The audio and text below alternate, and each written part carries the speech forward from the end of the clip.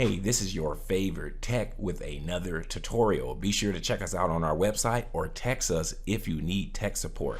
Hey, in this tutorial, I'm going to show you a couple walkarounds and fixes if your cursor is freezing and lagging or just kind of acting weird. In order to solve this problem, what we're going to do is go to Device Manager. So we're going to go to search and type in Device Manager.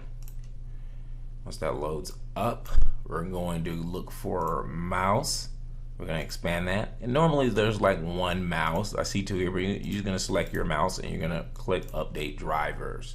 Now we're going to go ahead and let it do this search. It says I already have the best drivers, but hypothetically another way to fix the issue is you could actually right click on this and uninstall the actual mouse device. Most USB devices have instant install, so you uninstall it, then unplug your mouse from your computer and plug it back in, and it'll install again fresh. And go ahead and check if that solves your problem. And another method to repair your mouse is to Google the name of your mouse and see if you can download some device drivers from the manufacturer.